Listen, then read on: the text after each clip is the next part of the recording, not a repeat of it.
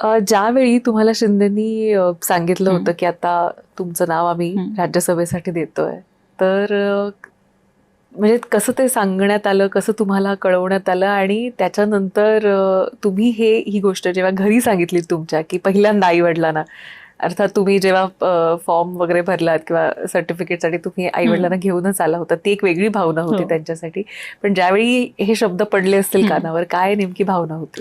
ते खरं तर मला आई वडिलांना सांगताच आलं नाही. बरं.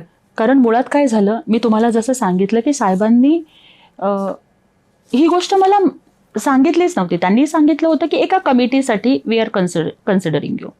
त्यामुळे मी अशाच डोक्यात होते की कुठली तरी एखादी कमिटी मिळते. फॉर्म भरायच्या शेवटच्या दिवशी फक्त काही तास शिल्लक राहिलेले असताना मला अचानक हे सांगण्यात आलं की आपण राज्यसभेचा फॉर्म भरतोय.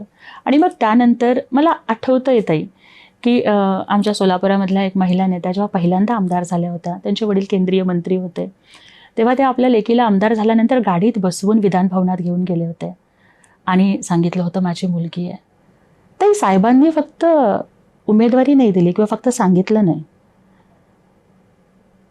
ते सोबत आले माझ्या. स्वतः उपमुख्यमंत्री, शिवसेनेचे मुख्य नेते एकनाथ शिंदे साहेब,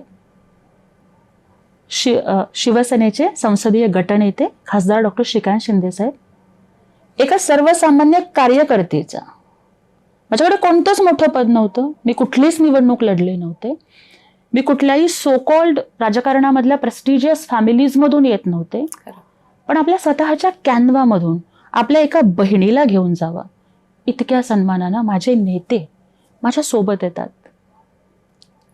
याच्यापेक्षा गौरवाची, अभिमानाची गोष्ट काय असेल?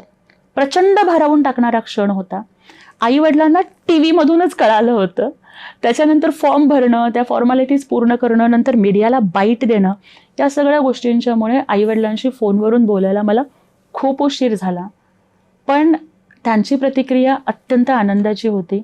ते दोघं इतके साधे आहेत की त्यांना काय बोलावं हे कळत नव्हतं. त्यांनी कधी मुंबई बघितली नव्हती. त्यांना मी मुंबईत घेऊन आले.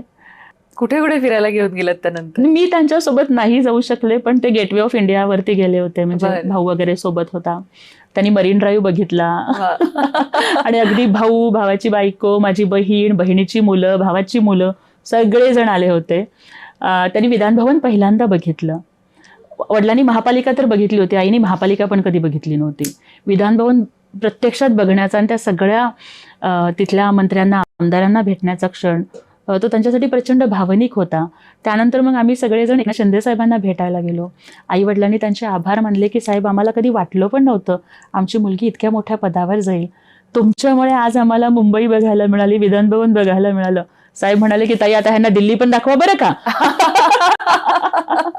आणि साहेबांनी सांगितलं की मी काम करणाऱ्याच्या पाठीशी आहे, नुसतं शोषा करत फिरणाऱ्यांच्या पाठीमागे मी नाहीये. शिवसेनेत जो काम करेल